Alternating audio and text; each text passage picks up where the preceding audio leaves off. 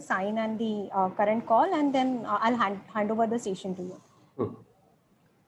Okay. Yeah.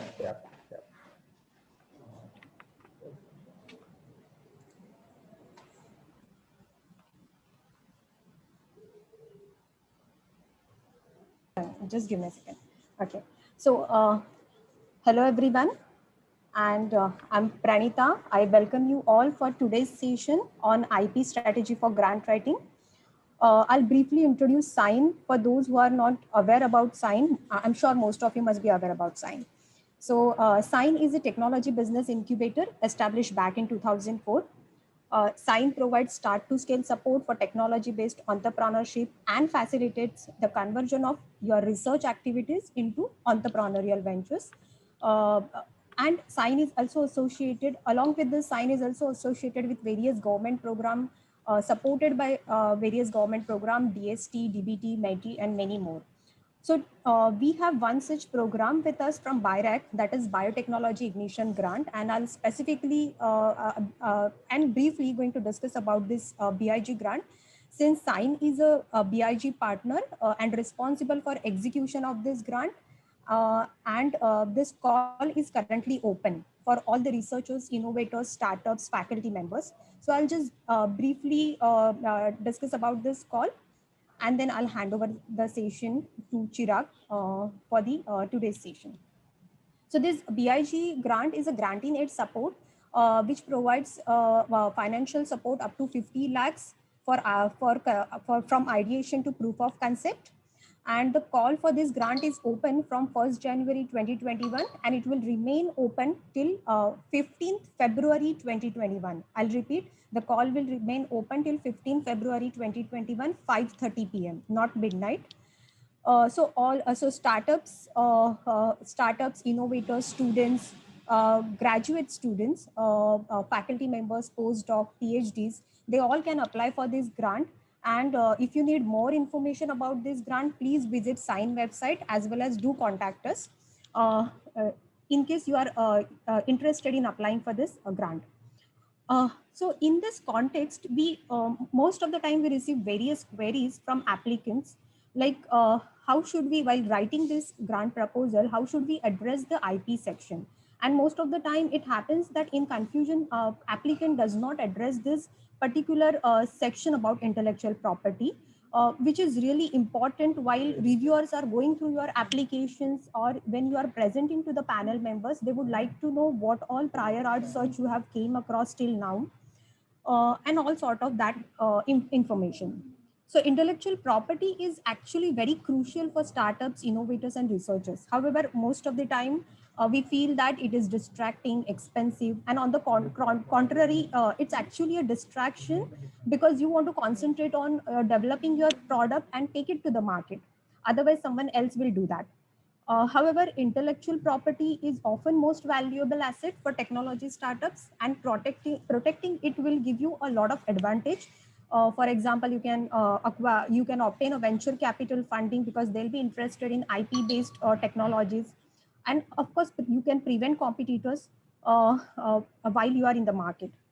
Of course, and as well, it is very important for R&D professionals to determine that their invention, which they are intended to carry out or conduct, is not actually available anywhere in the world. And how you can do that? By doing a full prior art search to understand where and reveal, right, existing prior art which is pertaining to an invention. So all these points are really important before you write your grant proposal, and we are going to cover all these points in today's session. So in order to do that, we have today with us Mr. Chirag Khanna as a speaker. Chirag is a registered patent agent and is a founder of InkID, and he has more than 15 years of experience in intellectual property rights. His firm offices are in India as well as in Singapore. It is an IPR firm where they focus on enforceable intellectual property rights, and have a very strong focus on startups across India, Singapore, and USA. They are also involved in some unique IPR assertions or litigation cases in USA as well as in India. The firm also mentors many startups, entrepreneurs, universities, incubators, accelerators. Additionally, Chirag also regularly teaches full-scale patent, trademark, copyright, design law at various institutes. So he is regularly in touch with students as well as innovators, grantees. He is also working with various BIG grantees, and he will also discuss about it later during this session. So with this introduction, I hand over the session to Chirag. Uh, Chirag, over to you. Thanks, Dr. Pranita. Yeah. So good afternoon, everyone. This is Chirag Khanna from Inc. ID. I think two important things, or one important thing Dr. Pranita mentioned, that uh, in the BIG grant or any grant application, uh, I think she underplayed it. I would like to reiterate that IP is a very, very important function when somebody is assessing your product or your service or your company. Because without that, it is impossible to determine what your differentiator is. Where is the money going to go towards? Chirag, Chirag, can you make the presentation in full screen mode? Yeah. Thanks. Yeah. Yeah, so that is a very important issue. Unless you address that issue, it is just, I mean, among the hundreds of thousands of applications that a grantor or a funder or an investor gets, unless those differentiators spike up, or unless those differentiators are exaggerated, it is just going to be rubbished away. So IP is a very, very important function.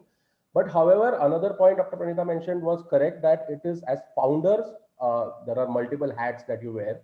At least two hats that you need to bear here or keep in mind here is, do you go to market or do you file your IP? And I will answer those questions throughout the way. But there is one article online later on. If somebody reminds me, I'll share that article. There is a way of how to file your IP and pit that as landmarks along with the growth strategy of a company. So, while IP filings is an R&D expense which comes before revenues are garnered, there is probably a way that startups can pace their IP in correlation with their growth, and that is where we come into the picture. Over the last, I have been doing this for 15 years. Uh, and over the last 10 years since I have been running Inc. ID, we have seen a lot of startups, and we have held their hands grow from their naydays to their heydays, while that is the way we call it, and where most of these startups have used IP as a foundation pillar to get to glory. And I'll give you some examples towards the end. But so I am guessing a lot of you here are dealing into medical devices. So I am a biomedical engineer as well. And when I started doing biomedical engineering, this is what I thought I would do: a lot of research and product development. But instead, I started correlating, or I crafted my biomedical engineering background with a degree in law, and I started doing patent writing and patent prosecution across the world, right? So, what is intellectual property rights? Let us backtrack a little bit. I'm sure you guys must be aware. At least, I think we may have a range of people here that you may be aware of at least 20-25% of what IP is. To at least maybe some people have gone through the entire process of IP. But let me take a step back and make you understand what are the different forms of intellectual property rights and why are they important.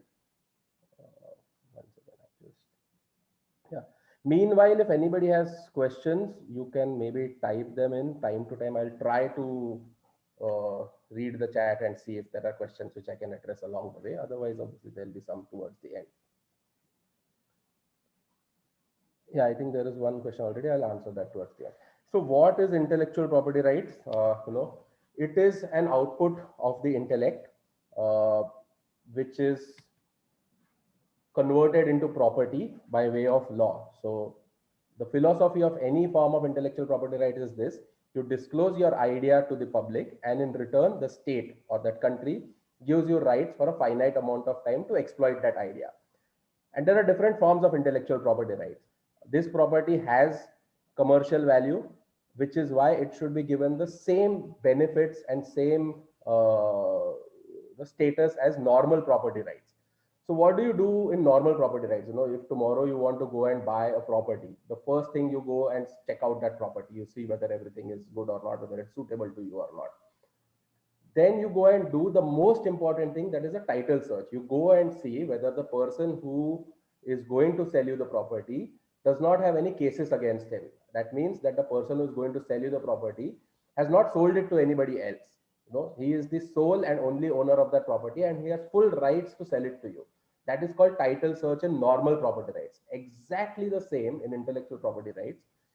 This is called as, in patents is called as prior art search or search. In trademarks also there is a search, in copyrights also there is a search, in design registrations or there is a search. In all forms of intellectual property right, what the government does is basically searches whether what you have done is new and unique or not. If it is trademarks, it is the same. If it's patents, it is the same. If it's copyrights, it's the same. It checks whether it is available for you to purchase or uh, sit upon, basically for you to own. In patents, it becomes a little more difficult. Trademarks and copyrights and designs are easier. In patents, it becomes a little more difficult, but essence is same. There is a search that is done. You do it, the government does it. When they realize that this is something that can be owned by you because you have contributed to that idea, you will get a intellectual property right grant in return. So intellectual property rights is an umbrella terminology. The main verticals of intellectual property right are patents, trademarks, copyrights, designs. These are the four main verticals which are practiced day in and day out by a variety of individuals, a variety of companies. And then there are some more, which are less frequently practiced. But if I have to recap, trademarks is, if you look at this picture, Nespresso, the name Nespresso is a unique invented word. It does not have any actual meaning as such. This forms trademark, and then trademarks are of two kinds. One is a name trademark, just the name Nespresso, and a word and a logo trademark. So everything, the logos around it are trademark as well. If you have to protect the shape or form of something without protecting its functionality or its working mechanism or its principle, then registered design or design patents come into the picture. So in this case, a milk frother where the shape is unique is what is protected by registered design. The entire Apple versus Samsung war of which went on for 7 years. It was finally resolved in 2017. That was based on a design. The starting was a design patent. What Apple had to say was that they had a design patent which talked of a rectangular phone with rounded corners and one button. And they basically said that Samsung could also obviously have had a touchscreen phone, but they should not have copied the shape to begin with. So designs are that important, because it becomes an identifier for you. Sometimes it brings about a function such as ergonomics. One of the most complex forms of intellectual property rights is patents, where if you have to protect the functionality or logic of anything to do with science and technology. So the key words here are two. It has to be science and technology based. It cannot be business methods. It has to be based in, have to have roots in science and technology, and it has to have some advantageous factor when it comes to that aspect of science and technology. To protect the logic or functioning or working of anything to do with science and technology, there is a patent application. So in this, the manner in which this frother will work, or the mechanism of the coffee machine, or the method of extracting coffee from a capsule and then dispensing coffee, all that can become subject matters of different patent rights, right? Uh, the artwork here can be subject matter of a copyright. So copyrights have everything and anything to do with expression of an idea. So expression of an idea in an artistic format is copyright, and copyrights have everything and anything to do with creative works. So books, music, films, photography, all that comes under the gamut of copyrights. Trade secret is something that is not registered, that you keep something as your own. There are different ways and mechanisms that you would have to build in-house to make sure that something is your trade secret. The biggest example in this world are recipes. For example, Coca-Cola recipe. It is almost impossible to replicate the exact same drink. You can have another black drink, such as Pepsi or any other kind of cola, But the exact recipe of Coca-Cola up until now is a trade secret. They have devised mechanisms of how to keep trade secrets in-house. And trade secret, there are trade secret laws across the world. India still has to reach that level of having a trade secret law and protecting trade secrets. So similarly, you can take any company or any product, you will find a gamut of intellectual property rights that cover it. If you take Kodak, the name here again is unique. It is something that is invented. It is that's trademarks. The packaging body of it, the artwork on the packaging body can become subject matter of a copyright application. The body, camera body, because it has to fit in a hand, it has to have certain angles. The location of the button should be very precise for you to hold and click efficiently. All that can go under Design Act. The manner in which that camera works can become subject matter of a patent application. So one example is if you can show that you have an improved shutter mechanism compared to everything that was there out first, which is why you have a better capturing mechanism or a bit better pictorial output, then that can go under that mechanism can go under a patent act. So you can file for a patent of it. So like that, a camera can be covered probably by thousands of patent applications. Every year, phones around the world are launched on this basic premise of how the camera is better than the previous generation. So imagine the number of IPs that are filed just in the camera space in today's digital age. The film coating process again can be one of two things. If you want to disclose it to the public, it can go as a process patent. If you are able to manage it to keep it a secret in-house, it can become part of a trade secret or confidential information. Right? So this is another example. I will rush through this. You can see various, again, forms of intellectual property rights for another product here. Right? Essentially, life of intellectual property rights. If you talk about trademarks, they are for life as long as you renew every 10 years. Patents have a finite life, 20 years. There's a hard stop at 20 years. You cannot extend beyond 20 years from the date of filing. After 20 years, it starts becoming public knowledge. If anybody in that jurisdiction where it has crossed 20 years is free to practice that technology. Copyrights is life of an author plus 60 years. So basically, if you are an author, if you have written something, as long as you are alive, you will enjoy copyright of that material. And plus your legal heirs will enjoy it for another 60 years. So basically this is very common and very useful in the music industry, where we have classical songs which go on and on. So heirs can benefit for a long, long time. Designs is typically 10 years more or less around the world. In some countries, you can buy another 5 years by paying some renewal fees. These things, again, as I said, there are more intellectual property rights, but we can skip this for now. These are less practiced ones and not important right now. One example I can give you, why do you invent or why do you research? The whole idea of, at least as students or startup founders, the whole idea of doing something new is the first question is you should not be reinventing the wheel. That is the first question that you will be asked time and again. And how do you not reinvent the wheel? Or how do you make sure that you are not inventing the wheel? Or how do you make others sure that you are not reinventing the wheel? Is to first file for some form of IP and see whatever is out there in the world. So I'll come to those terminologies later of what prior art search means, what agreements mean, what is inventive step, what is an invention. Basically, I'll touch upon all of those. But that is the most important point. As startup founders, you are doing something new, which is not there in the market. You're addressing an unmet need that is not there in the market, which is why you go on to invent something new. So one example, if I give of a startup here, if there's a telehealth startup which offers an online platform for providing users with access to a panel of medical practitioners for simple and fuss-free consultations. Now, this is a startup idea, and there can be a variety again of IPRs associated with it. The simplest and the most effective being trademarks. The moment you coin something new as a brand or your company, you have to make sure that you are unique, because that is your goodwill, that is your brand value, that is something that you will be recalled by.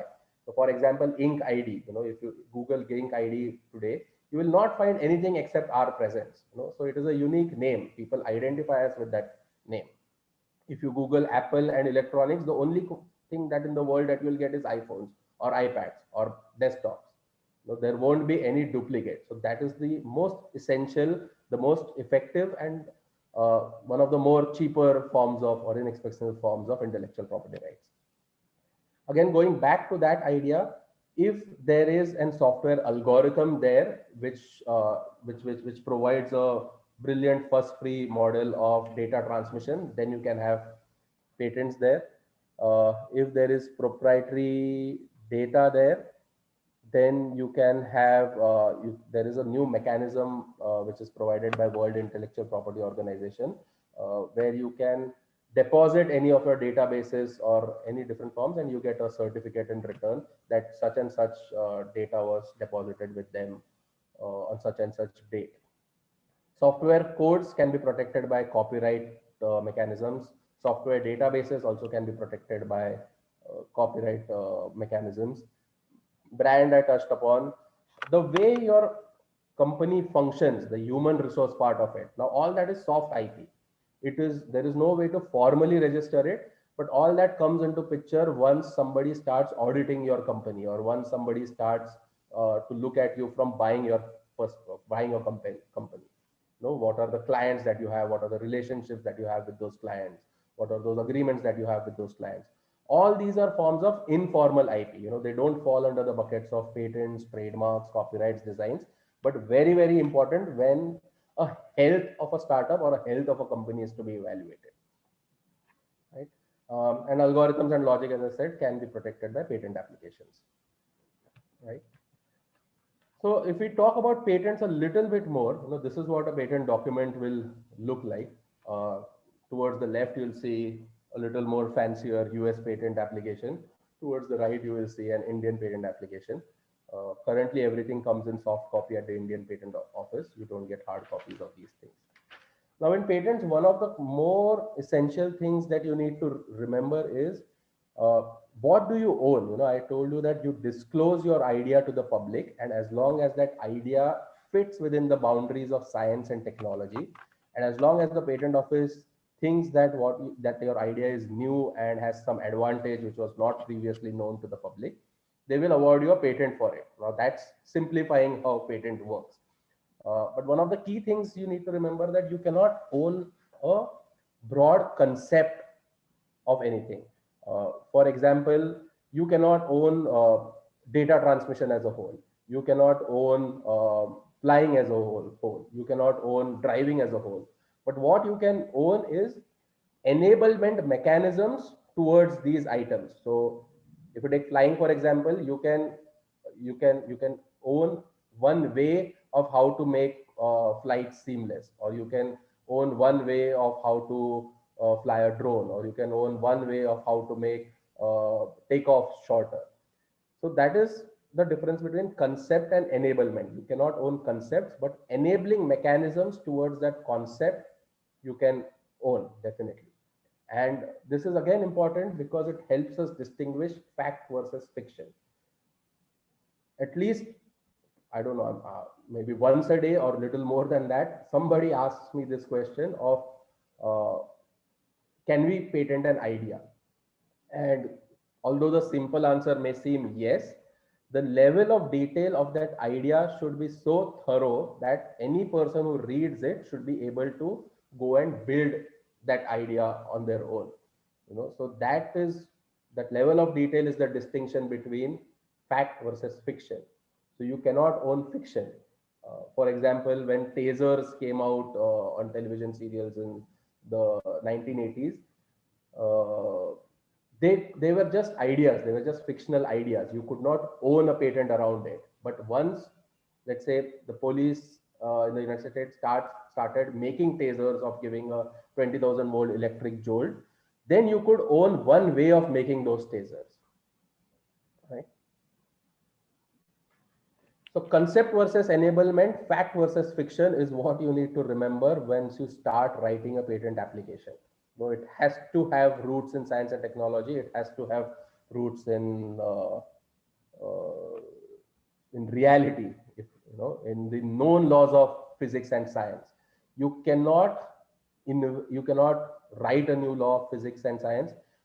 You cannot override a known law of physics and science. All that is checked by a patent office. Whether so, you cannot have a patent for a perpetual motion machine. You can have an invention for amplifying energy, but never for a perpetual motion machine, right? Because it goes against the very basics of physics and science and electronics. So that is very, very key when it comes to patent applications, right? One of the key important things, to remember again, fact versus fiction is one, is invention versus discovery. Now, again, people get a little confused here because discovery can be in the field of science, but that is not what is protected. For example, if I tell you Columbus invented America, that is wrong, right? That piece of land was lying there forever, ever since the earth was born, probably. But nobody had seen it up until then. So that item was discovered and nobody could lay claim on it.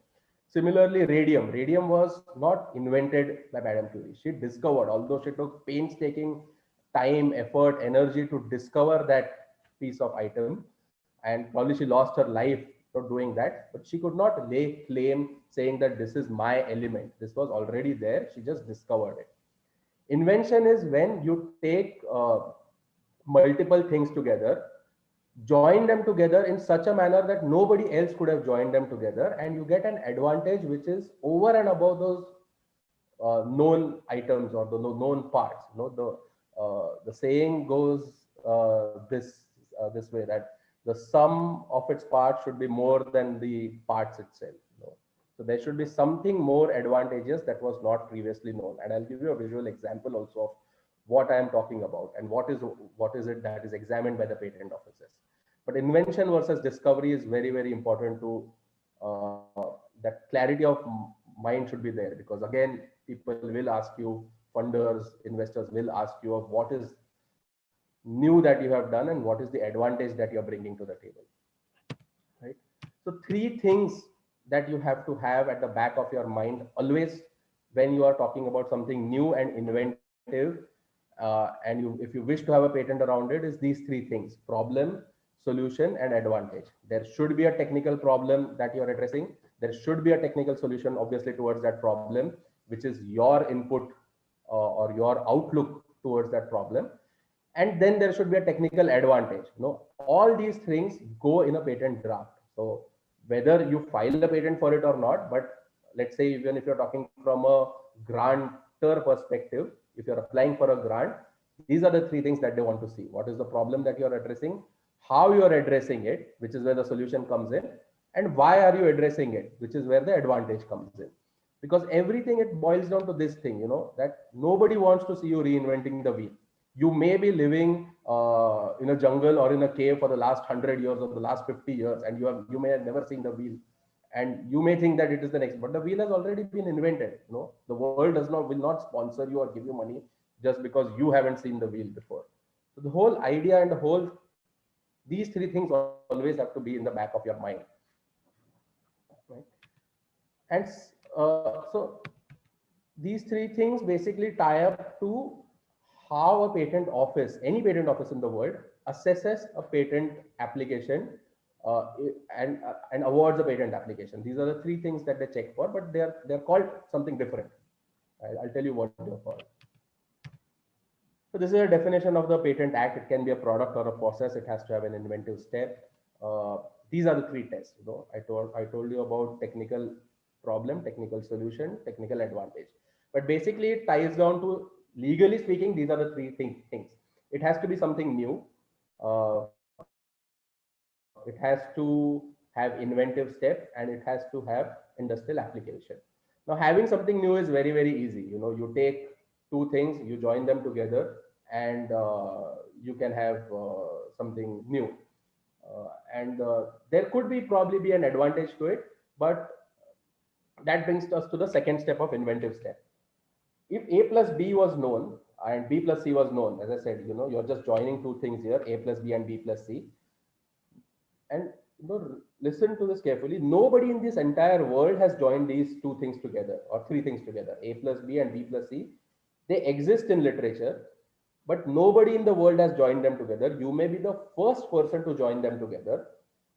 In that case, also, you will have passed the test of novelty because you have made something new, but you will not have passed the step of inventive step because anybody else could have joined it. It's just that you are the first person to have joined it. That does not make it inventive. It makes it novel, but not inventive, which means that you do not get a patent for it. If I have to give you a very simple example, according to the patent manual that is published by the patent office, if there is a bucket and if there is a clock that you fix onto a bucket, maybe nobody in the world has fixed a clock onto a bucket, but and that is something new. It may be useful, that it may be it may have some advantage to it, but it passes the test of novelty. But there is nothing something new. Anybody with basic skills of piecing together two things could have done that. The manner in which you would now turn this application into something inventive is to show the patent office or to the rest of the world that what was it that was missing, that B dash. So B dash is again something that you need to remember in the problem solution advantage approach. That what was your additional element that allowed you to join these two things together. If you go back to the bucket and water, bucket and clock example, one example would be, to show that there is interdependency between the bucket storing water and the clock working, or between the clock working and the water storing water. If you are able to show that interdependency, which means now we have a synergistic effect, which is more than the advantage provided by the bucket alone or advantage provided by the clock alone. If you can show that there is a now third advantage where this interdependency comes, then you can, that is your B dash. That is what you point to the patent office. That is what you point out to your grantors. That is what you point out to your investors. That this is something that I have done, this interdependency, and now we have a new market which we can capture. So this B dash is the most important thing. And this is what is argued day in and day out. Even, I mean, the patent history is what, 200 and formal patent history is probably more than 220, 30 years old now. But still, inventive step is what is argued in courts every single day across the world. So, and the reason is simple, because in hindsight, everything is 2020. Once you look at an invention, you always feel that, oh, this is something obvious, but you need to step into the shoes of the inventor. You need to see of what prior art is, which I will now touch base on, of what prior art is. So technical advantages can be anything, as long as you can show synergistic effect, as long as you can, if it is medical devices, you can show modularity in your device, you can show that the device is more customized compared to every other device in the market. You have to show that there is an improved output, you have to show that there is an unmet need. Any one of these things, as long as it ties up to the problem solution approach, can become a starting point for an invention, and therefore can be a starting point for a patent application. What can be patented is one of these three things. You need to define what you are building. Is it a new process? Is it a new machine? Is it a new method of manufacture? Or is it a composition of matter? Now, process and machine or machine and manufacture are mainly to do with engineering side of things.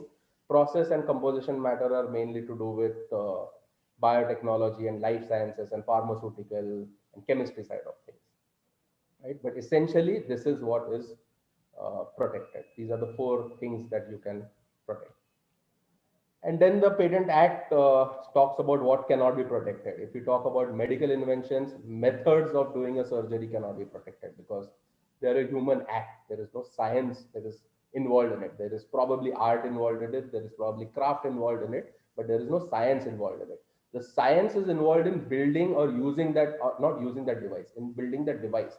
So the device can be protected, but a method of using that device or a method of doing a surgery cannot be protected. Anything contrary to morality or public order or established natural laws cannot be protected. So I gave you an example of perpetual motion machine.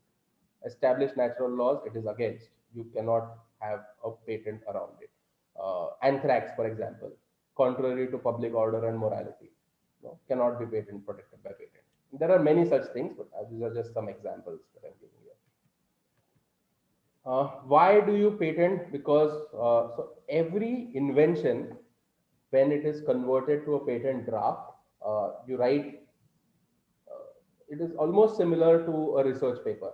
You start with what others have done, which is literature review in a research paper. In patent parlance, we call it prior art search. And it is not limited to a single geography. So across the world, you need to check in your field of technology what others have done, what are the problems there, and you start listing down those problems. Then you start writing down your solution to that problem of how are you improving that problem, what is the mechanism that you have or the process that you have that allows you to improve or solve that problem. That is what goes in there. And eventually every patent ends with something called as a set of claims. Now claims are a single paragraph definition of your entire invention. Whether you write a 1,000-page patent application or whether you write a 5-page patent application, it all has to boil down into one single paragraph, towards the end. Almost like an abstract, but here it is just one single sentence. It's not even a paragraph, it's one single sentence. That sentence can be a page long or 10 pages long, but it has to be one sentence. That one sentence defines the boundaries of your invention. Now, these yellow markers here that you see are various claims for a particular invention. If they are beautifully crafted and if they are well written, you will have a broad claim to a subject matter. If you define them well, anybody who uses your technology will have to pay licensing fees, royalty fees with you, will have to make agreements with you. If they surpass, then you can successfully sue them in a court of law and obtain those damages. Almost always, there will be an alternative path to the claims that you have made. But the quality of those claims and the patent draft have to be so good that you have to make sure that the alternate path is not that advantageous or is of a lesser quality than what you are proposing. Right? So all three paths exist. Why patents? I think you're sure. Who can file an inventor? I'm sure most of you here are inventors or a startup founders or are here on a journey to become inventors. Inventors can file patent application. Companies that work for that these inventors work for can file patent application. Institutes where these inventors study, they can file patent applications. But basically, an inventor is somebody who sees problems, is dissatisfied with that reality, and then goes on to building something new of his own. Right? Uh, when do you file? Again, one question or one mistake that a lot of people do is when do you file? So two things you need to remember.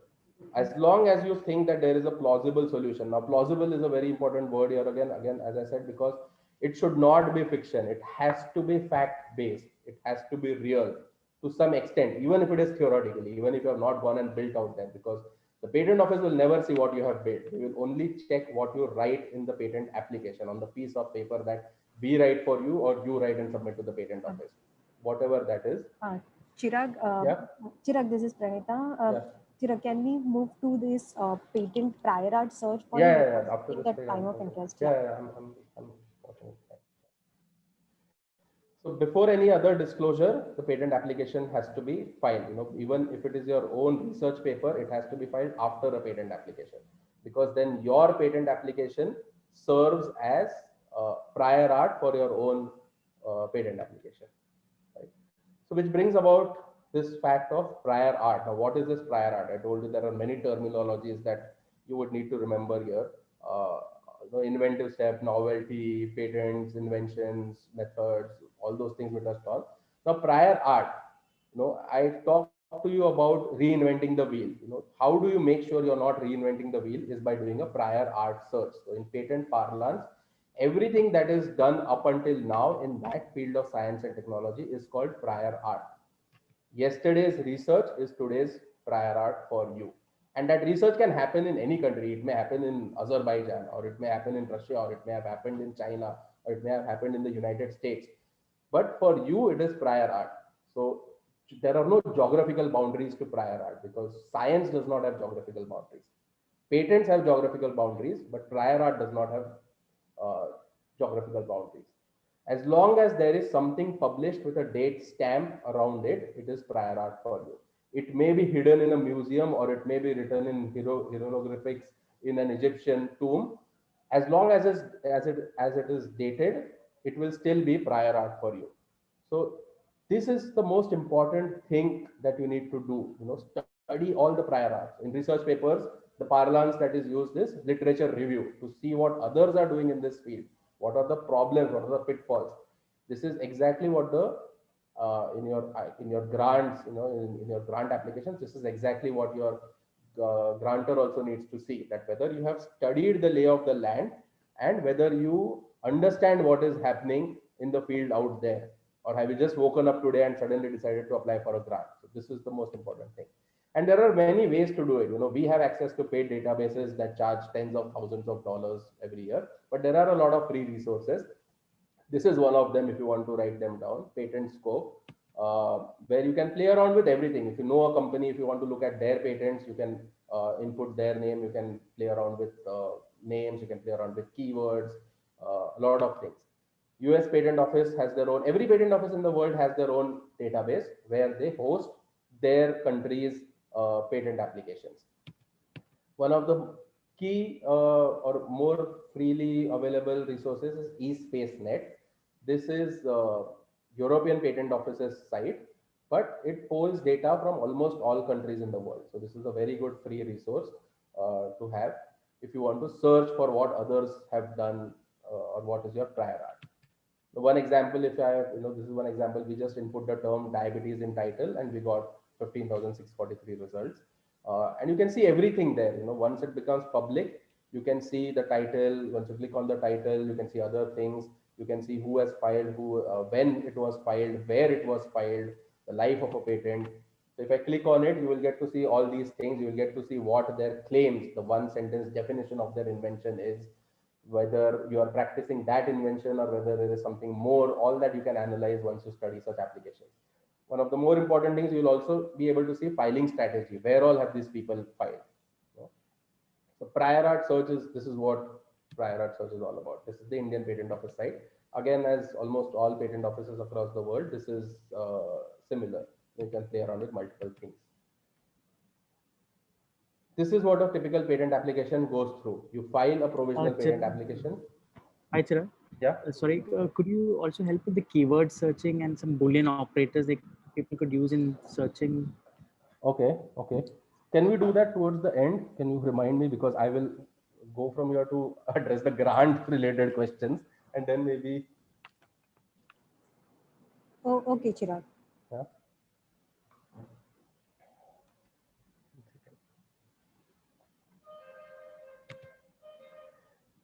Yeah, so this is the idea, how a patent application evolves. The moment you have an idea, the first thing that we tell everybody is go and disclose or talk about your idea to maybe your mentor, but more essentially to a patent agent or a patent attorney that you may have on record. Go and discuss that idea, see if it is feasible or not.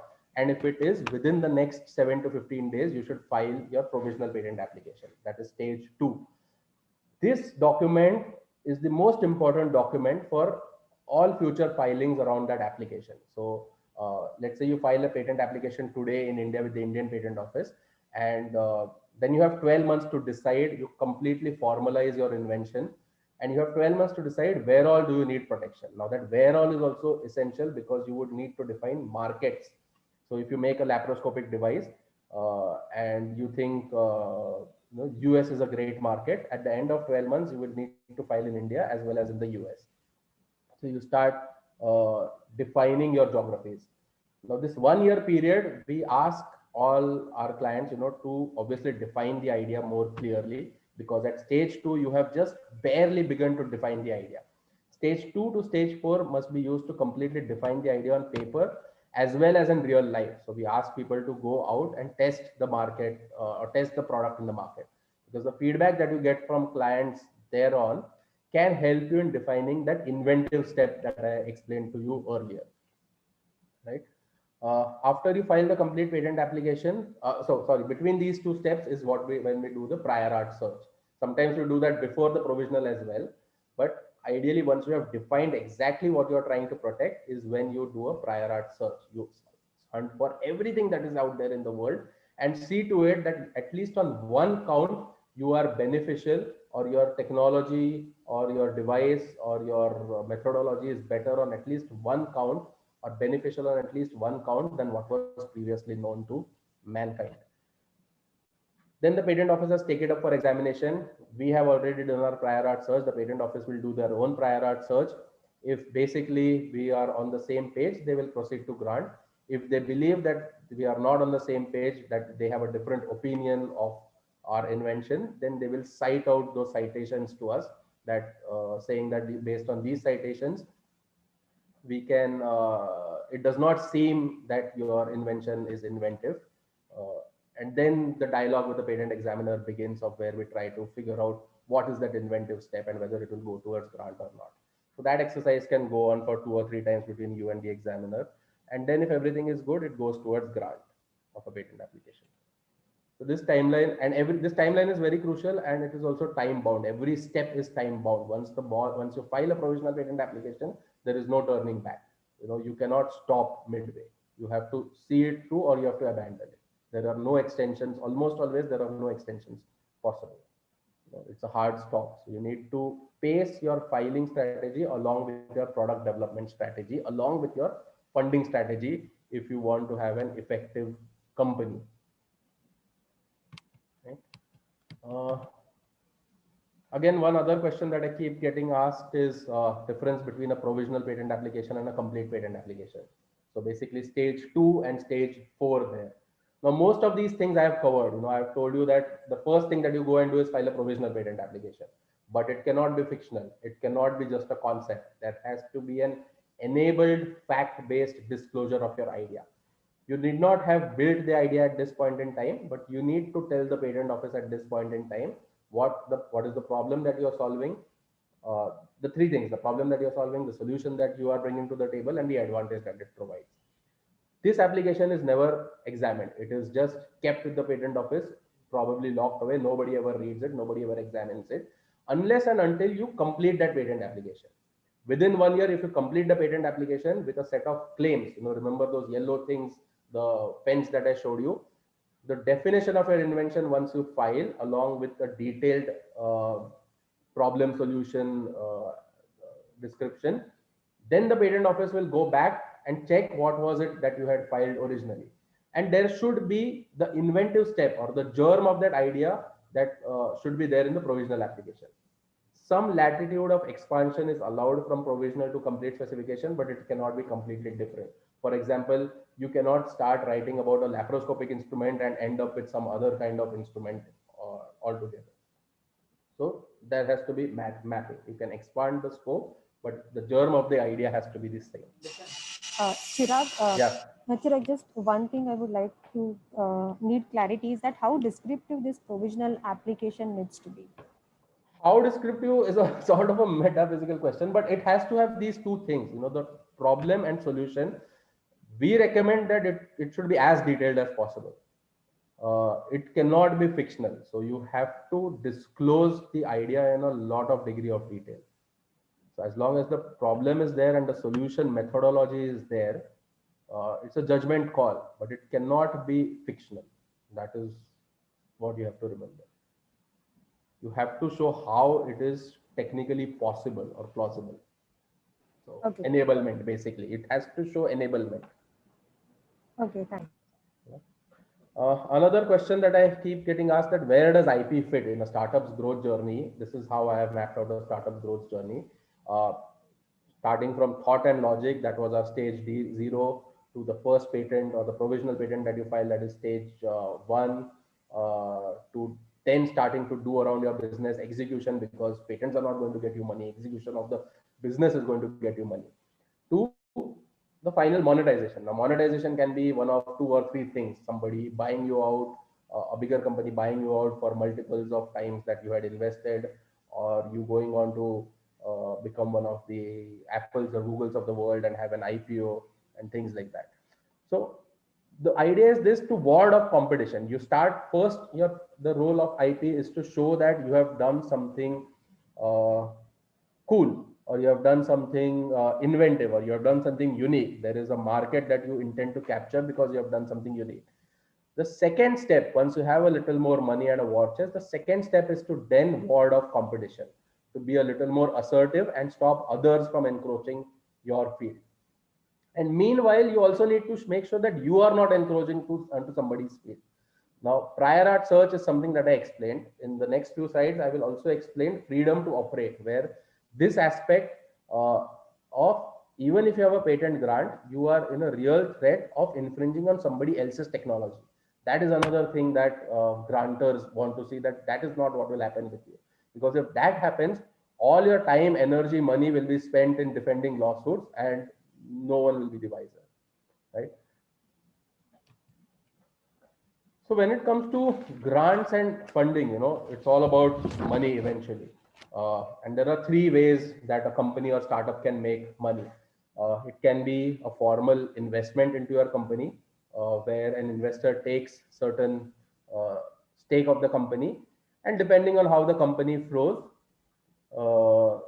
grows, or it will partake in the profits and losses in the company. Equity is diluted in that case. The second way of money coming into the company is obviously revenue of that company. The product and service that you are selling basically brings money into the company. And the third way that money can come into a company in the academic field, especially, is by way of grants. Now, grants typically are seemingly free money as such, but they come with a lot of riders, or they come with a lot of not hindrances, considerations, where the grantor would need to see that their interests are aligned, and they would also want to see that your interests are aligned. And how is that possible? We will touch base on those on the slides. So from a grantor perspective, every grant basically has a vision, and every grant can be money spent by a university, or money given to a university by a state body or a national body. But basically, they will have a vision to promote a certain area of technology, and to make sure that the money is used rightly. As at the start of the talk, Dr. Pranita and I both mentioned that there will be an IP agreement or an IP clause in the application that you make. So they want to see these exact same things: the technology, problem, solution, and the advantage. They want to see that uh, what you're doing is unique. You are not reinventing the wheel. You have not just woken up today and just applied for the sake of it. They want to see that you have done your thorough research to see that there is an unmet need in the market that you're providing, along with the fact that it is in line with the uh, vision of that grant. So that if there is a fintech grant, they won't give money to a medical device company, or the other way around. No. So prior art, if there are prior art reports that we provide that help us and understand, or help a person reading a prior art understand what other people have done and how are you better than all those people out there. So prior art is one very important thing that you can do. And as I said, there are free resources that you can do. Understanding patent language can be a little difficult at the start, but that is where we come into the picture to help you understand that techno-legal language and the scope of that language.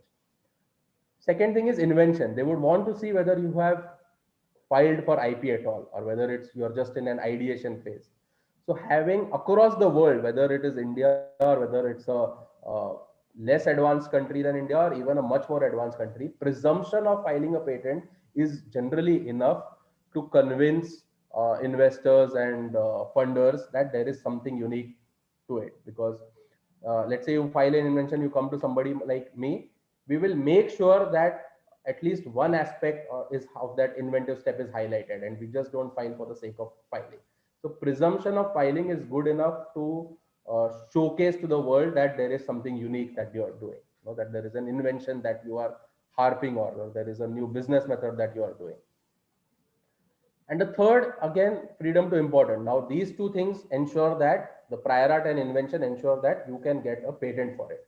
But having a patent does not mean that now you are free to practice. A patent is a negative right. So what a patent does is you get a patent, and which means that you can successfully stop others from doing that. You get a license to stop others from doing that exact same technology or piece of science.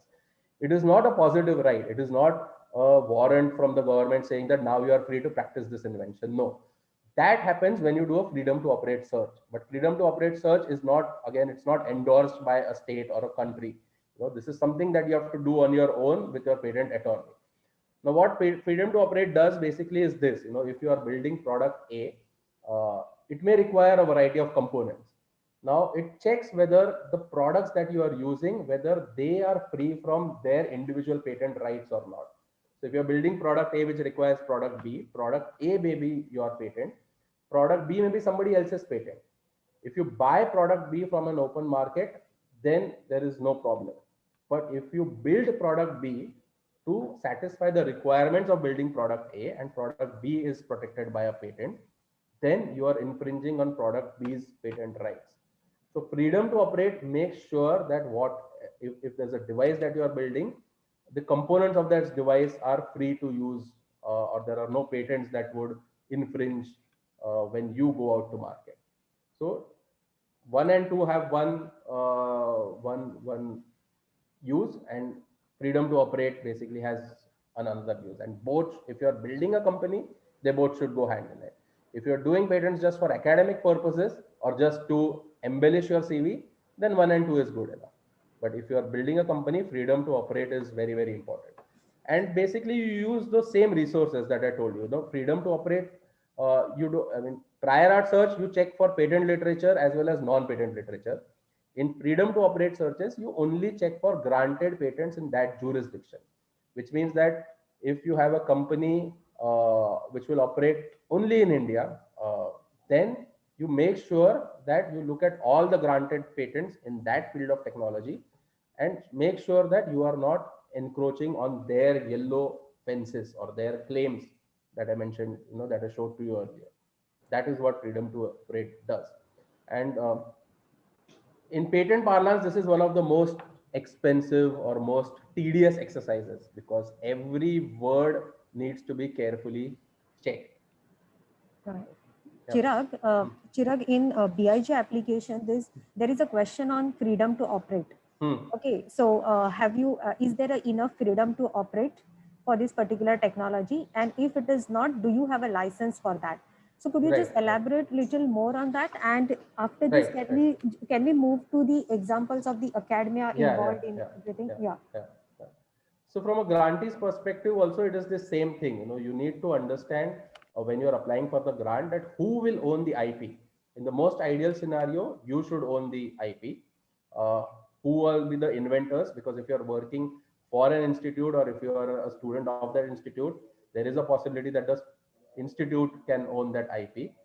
Again, you need to make sure that whatever you are doing, you will maybe get a patent for it, but will you be able to practice it? And if you're not able to practice it, how will you ensure that how do you ensure that you get to practice it? So one of the ways to do it is obviously go to the patent owner of that product B, which you feel that you might be infringing, and get a license deal out of it.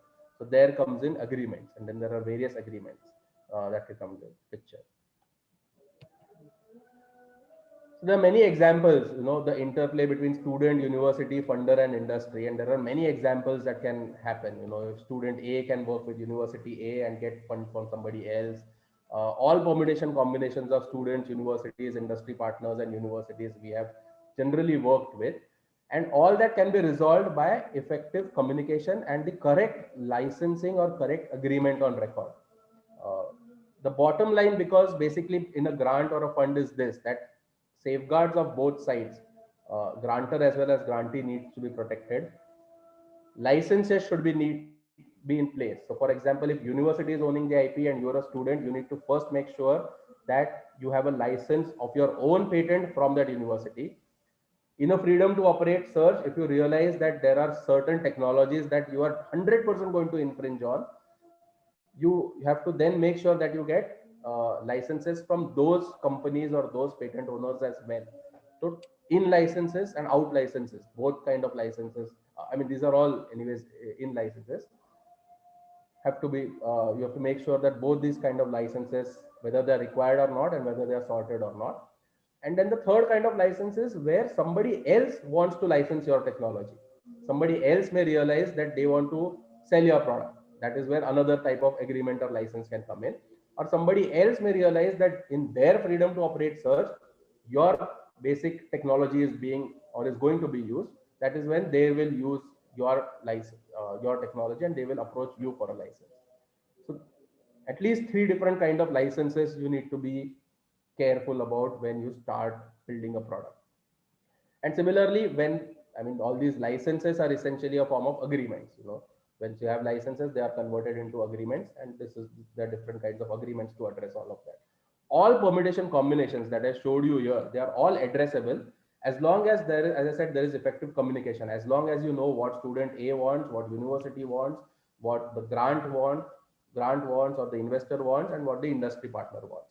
As long as that is clearly mentioned right from the start, they can they can be converted into an agreement, but they have to be done at the start. That is why I think the BIG grants also ask you right at the start. Otherwise it can become a little too late, because the eventual idea is to exit and make money, right? The whole idea is to get something out to the market and make money, to multiply the money that has come into the. So from a buyout perspective, as long as you have these licenses and agreements in place, then you have a clean bill of records or a clean picture. I'll give you one case study. Starting from, there is an incubation center called Betic here, which basically started with a vision in 2000 and around 2012. It had a tripartite model where doctors come in with a problem, the students in-house provide them with a solution and the advantage, and together they go and uh, build a company. So there is 30% stake owner between the university, that is IIT Bombay, the doctors that come in bringing in the problem and a plausible solution, and people who actually build the product along with that solution. So there's a 30-30, that's why it's a tripartite model.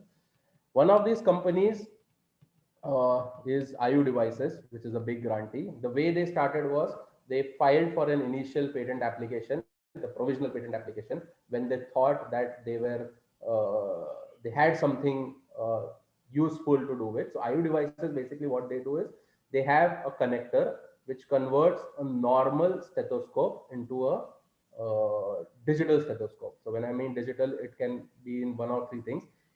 It amplifies, not just digital, basically in one embodiment, it amplifies the sound that you hear through the earpiece. In a second embodiment, it can become wireless, 1:1, so one chest piece and a wireless earpiece.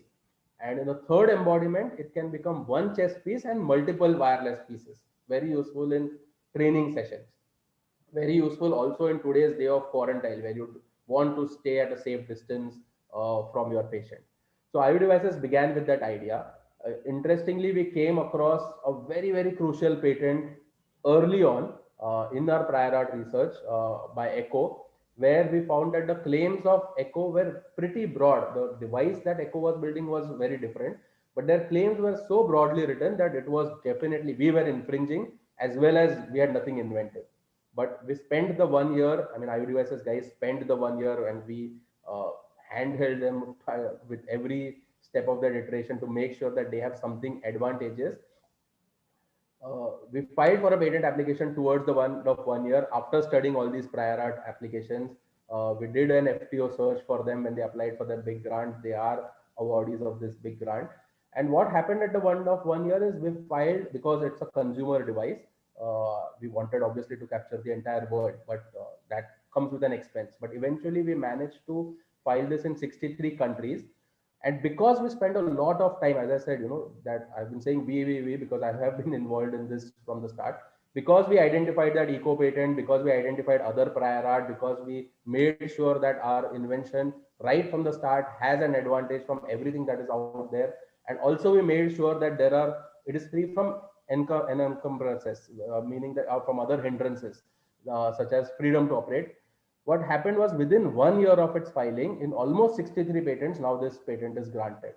And very rarely does that happen. That within 1 year of our filing, we get to grant. But we got to grant in US almost immediately after filing, because of all the homework that was done before. We got to we got to grant in European Patent Office, which covers 43 countries almost immediately. Very soon, ARIFO, which is African Regional Intellectual Property Organization, which is 19 countries, that also we'll get. Singapore also we have gotten a grant. China we are yet to hear from, but we have covered most of the market with this device. One more step, they went ahead and they started talking to an industry partner. Now, this is where again all those licenses and agreements that we talked about, started coming into the picture. So, one level of investment into the company was obviously the big grant. The other level of investment and a strategic partner was when an industry partner. Now, when an industry partner comes in, it is sort of a heavyweight because they will have their own considerations. They will want to own IP. So we started talking about how the IP will be shared or owned. So previous IP, uh, which is called as background IP, we will almost want it to vest with IO devices that we would never want to share. But all future IP that was jointly developed would be shared by these two companies, and so on and so forth. So all permutation combination, we spent a lot of hours and nights debating of what is the best business model for the money that we were going to for that IO devices was going to receive, and we sorted out in an agreement format. And I mean, I think a lot of people in India now know who IO devices are, right? So that is a very classical story of how naydays to heydays that I mentioned right in the beginning. You know how it came out from an incubator, how it got its first grant, how it did its prior art research, how it got its filing in 63 countries around the world, how it made sure that it was not stepping on any other intellectual property, and eventually is on the road to partnering with a multinational to scale up their operations. Right? Yeah, so I think I mean, that is Uh, the end of my Chirag, slide. can I just request you to Yeah, cover one more scenario here? yeah. Let's say in case of IIT Bombay, so we will just choose IIT Bombay as a research institute here. Hmm. So I'm an innovator or maybe a student. I have just completed my PhD and I have innovation or a product which will be coming out through this innovation, which will be patentable. I'm very sure about it. However, I'm just filing a provisional patent now, and Hmm. I'm applying for BIG grant. Hmm. So how whole scenario will work, because I have not yet incorporated my private limited company, but Okay. going further, of course, I will do that. So how this Okay. equation works with BIRAC, then private limited Okay. company, Okay. and the Okay. IIT Bombay? Okay. So if you take IIT Bombay as an example, IIT Bombay has a very well-defined IPR policy, which states that if you are a student or a resource associate or a professor of IIT Bombay, every and all IP that is filed will be owned by IIT Bombay. Now that is good and bad. It's good because IIT Bombay obviously funds for it. It's bad in a sense because then you need to figure out eventually how your company will own the IP. So that is how it begins for an IIT Bombay client, like IIT Bombay student. So exactly like in IO devices, IIT Bombay owns the IP. Then, as and how the idea formulates, as and how you start believing in the idea and the product and you start developing the product, that is at some point of time you will go and apply for a BIG grant. That is where you will address all these issues of whether a patent was filed or not, whether prior art was done or not, what is the advantage that you're bringing on the table, what is the unmet need that you are filing, that you are addressing, whether you are infringing on other patents' freedom to operate or not. Once all those things are answered, then you get your money. Uh, I think in BIG, the money almost always across all grants, as much as I have seen, grantors will want to put money either in the institute that holds the IP, which is IIT Bombay in instance, or in the company formed by a company. So at this point of time, most people have not formed a company. So what happens is either one tranche of money comes in, and the second tranche of money will come in only when the founder or the grantee has formed a private limited or an LLP company. But it will be important to have a structure in place. Uh, and the grantee should also see to it, or I'm not sure about whether the brick grantee checks it or not, but should also check whether the IP based on which the grant was given, whether the grantee has an exclusive license towards that IP. I think that is also very important that a grantor needs to check whether the grantee has access, exclusive access, not just access, exclusive access to that IP, if IP is shown on record. because it should not happen that the same IP is given to 10 different people, right? Is Okay. that, yeah, that I Uh, think answers. yeah, and then the I think outcome from this your discussion about this particular point I'm taking out is that I will form a company, private limited company. I will probably I will get the BIG grant. I will incorporate a company, and I will ask IIT Bombay to transfer the IP rights. Transfer will be at a second step. The first Yeah. step, according to IPR policy of IIT Bombay especially, they would give you a license, an exclusive Yes. license for 3 years. Hmm. At the end of 3 years, they would see that you are whether you're performing well or not, because the Hmm. IP should not go to waste. Maybe there is somebody better than you out there who can perform better in the market. Maybe Hmm. you are a brilliant inventor, but you are not a very good businessman. So they will give you an exclusive license for a trial basis to see whether you are growing from strength to strength or not. Hmm. If that is done, then at the end of 3 years, I mean, since IIT Bombay is a not-for-profit institute, they would not derive profit on it. For a reasonable sum, they would give you the opportunity to buy out that IP, and you can vest that IP in whatever private limited company that you have formed, or that really depends whether you have investors or not. You can own it by yourself or not, but typically it Okay. would reside in the private limited company, Sure. because by Sure. that point of time, the private limited company has grown and has sales and things like that. So one of the pointer here for the BIG grant is that they have to find out if they are a student or faculty members, that they should find out whether To there is a check the policy. IPR policy of that Yes. institute. Now in Yes. India, that is across the world, it is very simple. It's everything that is done in an institute is owned by the institute. In Yes. India, it's a little different because IIT Bombay I know has a thorough policy, but many IITs also don't have a policy.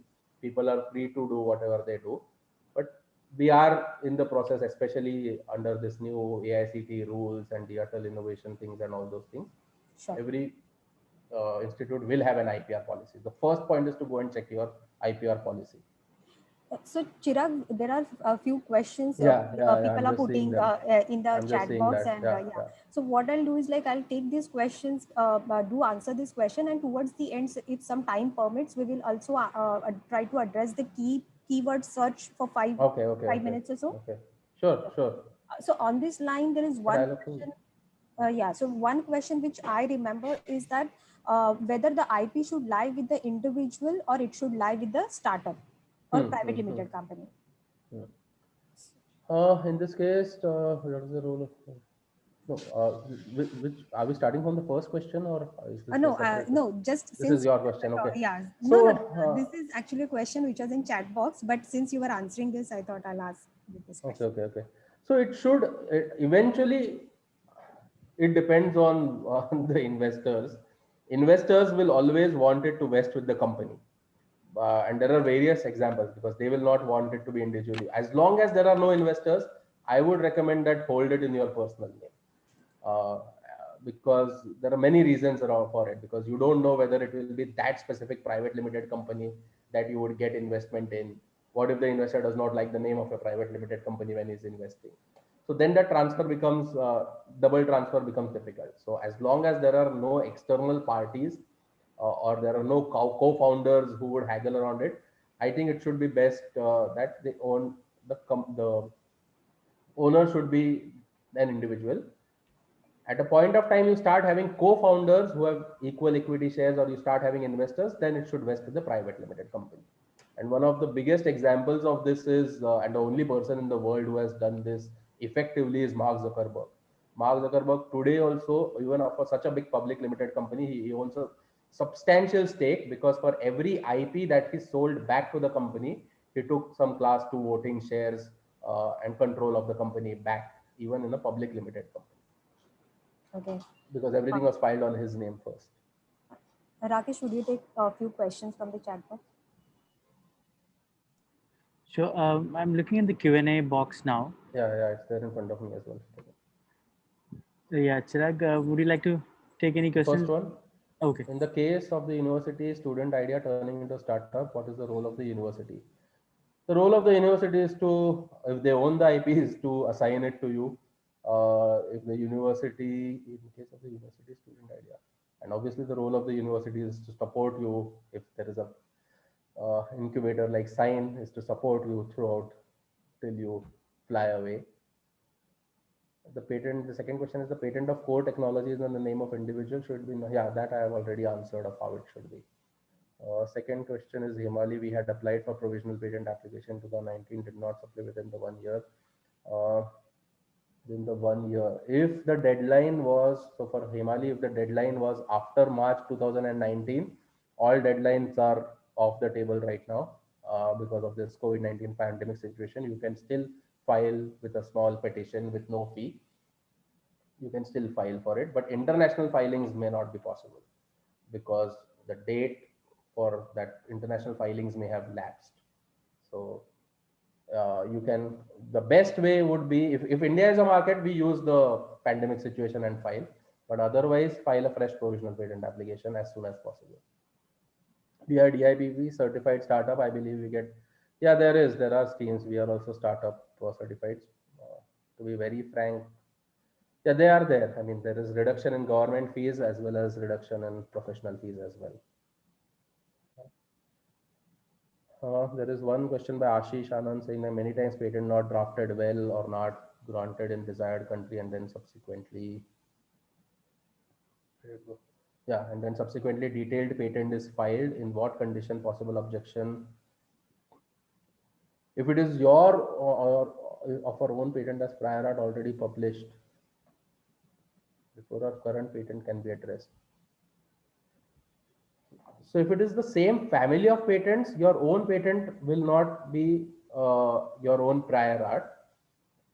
But if it is your any other public disclosure on your website or a research paper before your patent filing, then it will be as it will be a prior art. And drafting well or not, that really depends on the patent agent that you engage with, and that also depends on, as I gave you Ayush Devices example, we sat down with them at every step of the journey and made sure that we were not infringing. We were aware of what was there out there in the market in reality as well as in the patent literature. So we made sure that all that was addressed. And the proof, as I said, was in the pudding that in 1 year's time, we got to cover 63 countries with a straightaway grant without any prior art rejection. That is a very beautiful example. Cost wise in India, government fees are very less. It's 1600 rupees and 4000 rupees at 2 steps. Professional fees, it's a 5 step procedure. Every step can range between 15 to 20,000 Indian rupees in professional fees. So it can go up to 70,000 to a lakh for the entire procedure.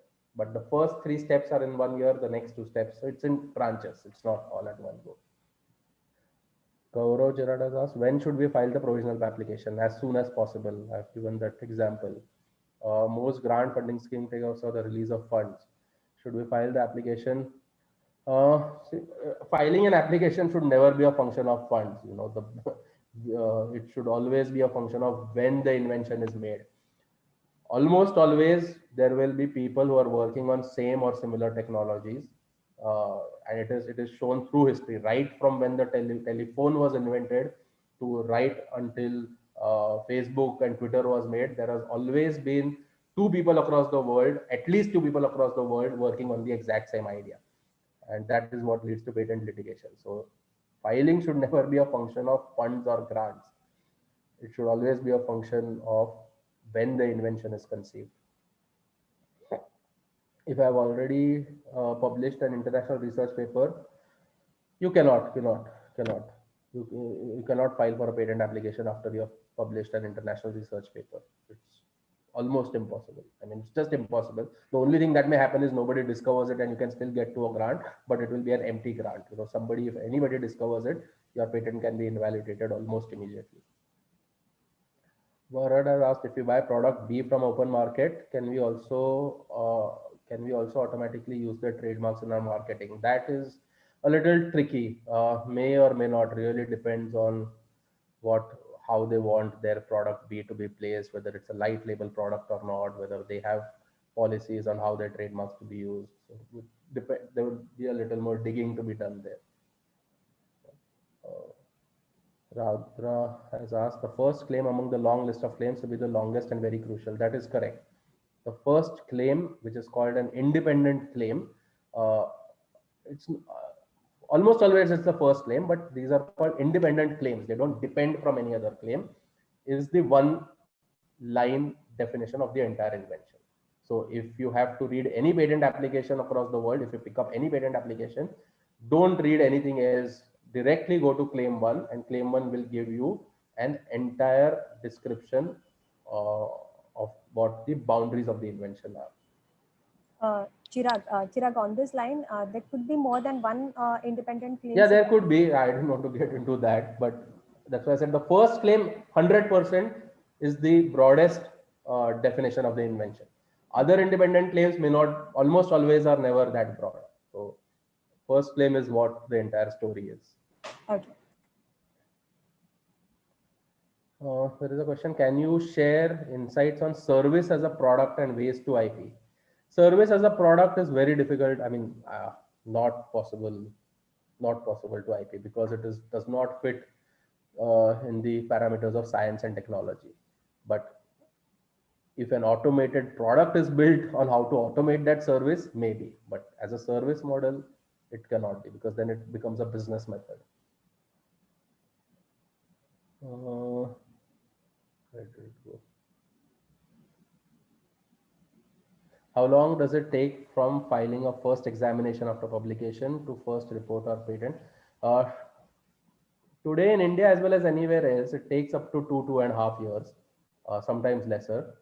And there is nothing you can do to chase it anywhere in the world. It's an automated process.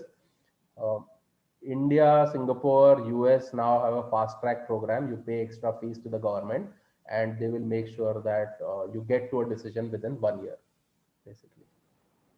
Chirag, so this fast track process is only for publication of No, the. it's to endpoint. Endpoint is the Okay. decision, grant or rejection. Okay. In India, there are some qualifying criteria of who can qualify in the fast track, but it can be done. There are ways to do it. It's not a function of money.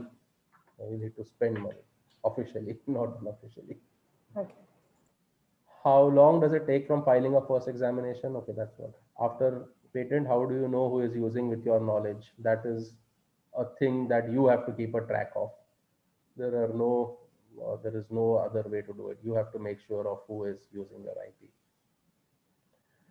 What are important points a startup should be careful when negotiating a FTO with a university? So FTOs are not negotiated with a university. Licenses are negotiated with the university. FTO has nothing to do with licenses. Okay, one scenario could be where you believe that university is owning something based on your FTO research. FTO is a search opinion. Based on that search opinion, you would decide what you need to do. So there, if you realize that uh, that you need to procure a license, the most important point obviously is to make sure that you get the licensing at the cheapest possible rate and for the longest possible time. So that's the business Okay. method of it.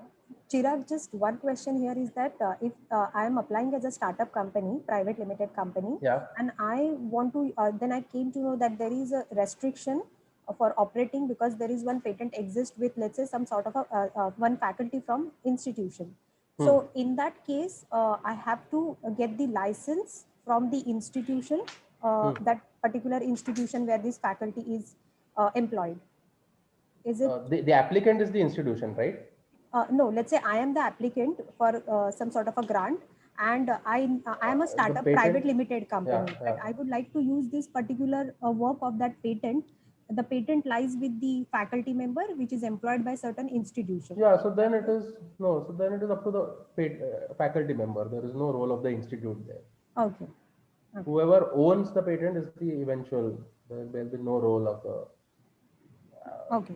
Yeah. Thanks, Chirag. Book recommendation about learning language. Now this I can't. I don't have anything of right now here.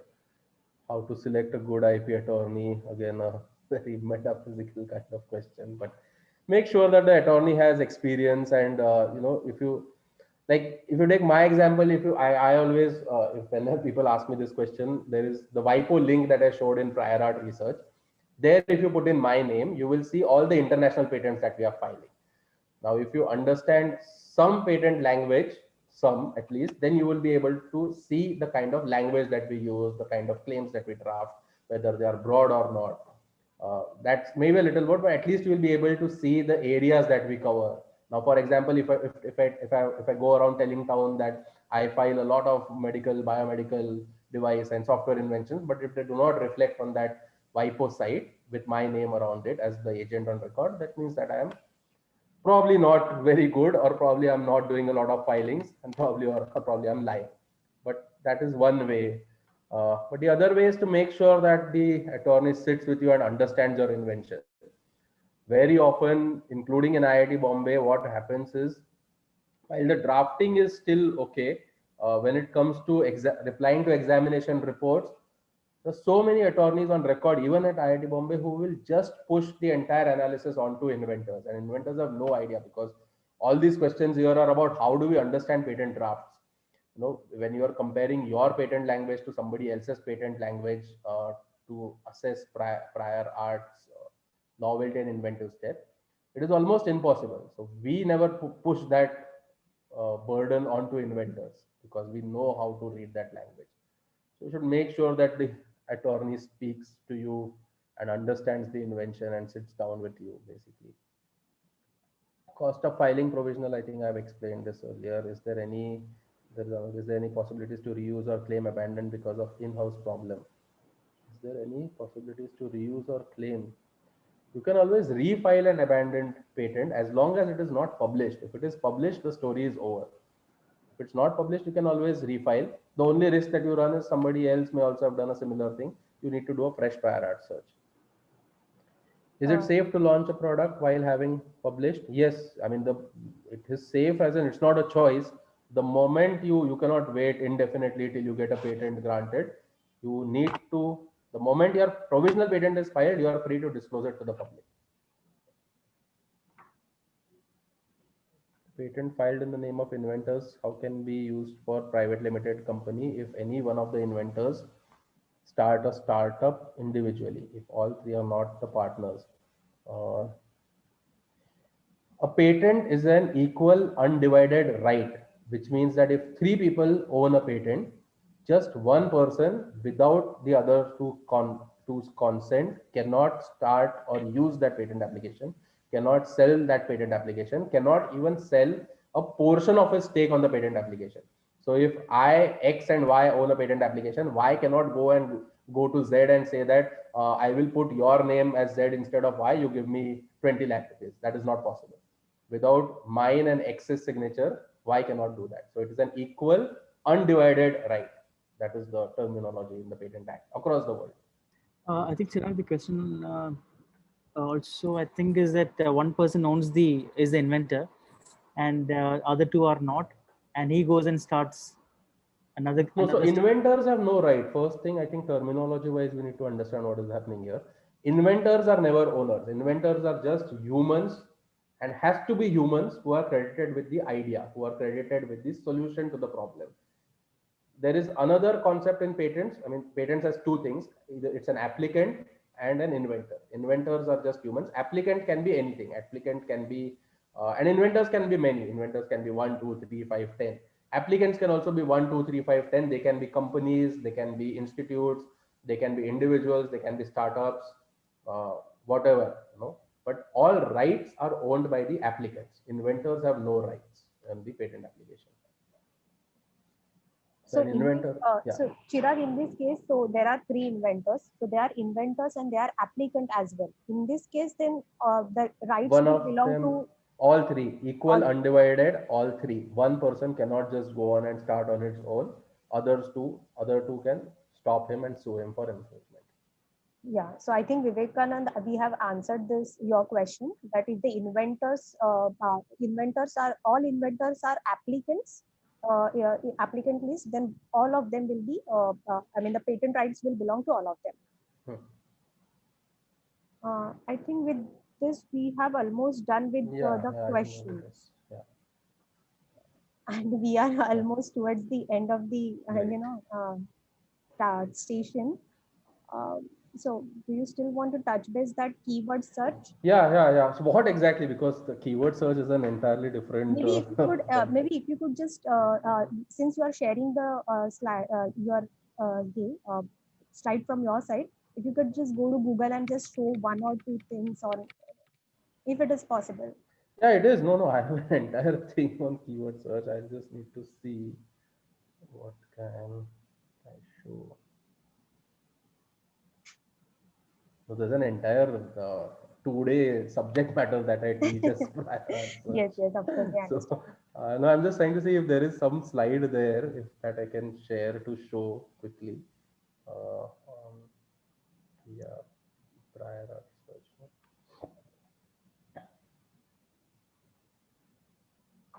Never mind then.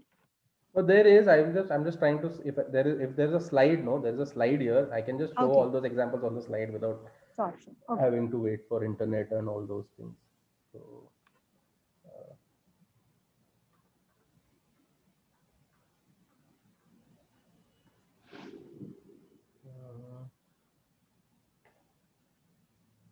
okay, maybe this one. Uh, share searches. Mm-hmm. Yeah.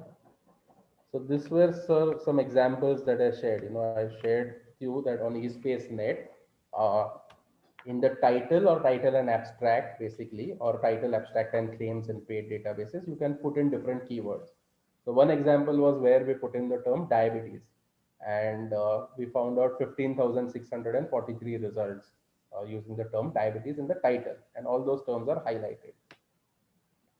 If you click on that, you will be able to see the entire patent document. Uh,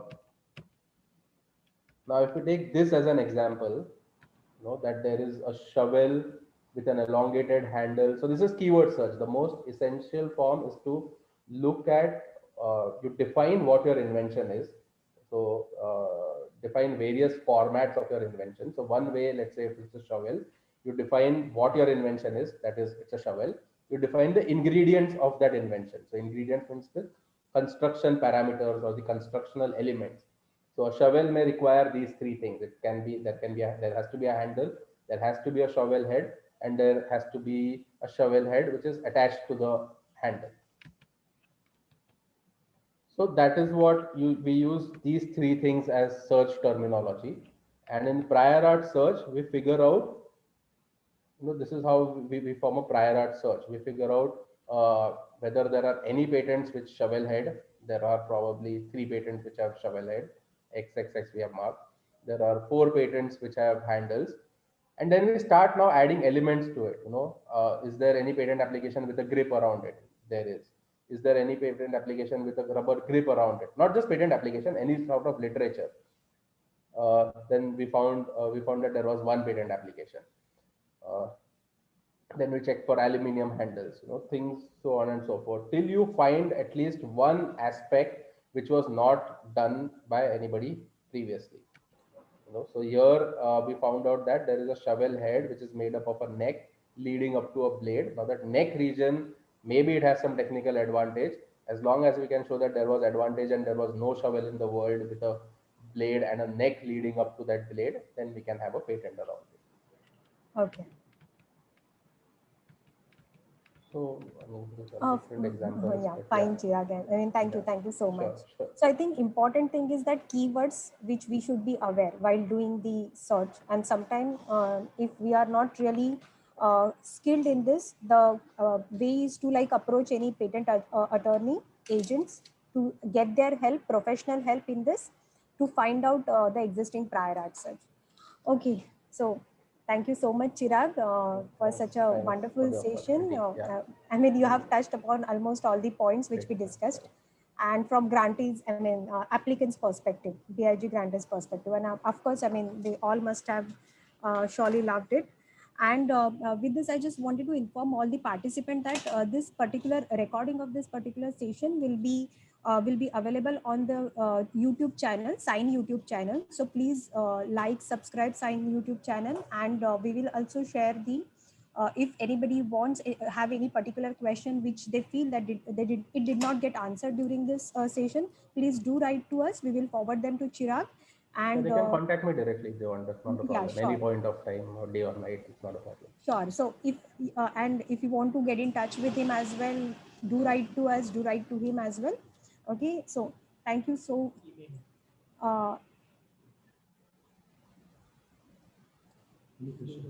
uh, we will Chirag, can you just put your contact email address for in the chat box, Sure. so that these people will have it, or if your slide have it, it's fine. No, I don't think so. I'll just type it out. I'm just typing it out. So. Yeah. And regarding, so you have a contact details of Chirag in the chat box, as well as if you want to write to us regarding BIG grant, do write to us on sign_BIG@signiitb.org. I'm just putting it in the chat box. So please do write to us for any more information on the BIG grant. The call is open till 15 February, 5:30 p.m. And we have certain sessions we have scheduled in next week, specifically on grant writing by the experts who actually sometimes reviews your application, various grant applications. So do attend that session as well. That will give you a key elements which we need to work on while you write the grant proposal. And Chirag, with this, thank you so much for your Thank you for the opportunity. Yeah. for this information. I mean, it was really helpful for me as well. Sure. So thank you so much. And Great, I'm glad. and thank you all for attending this session. Thank you, and have a great Thanks evening. everyone. Thanks. Yeah.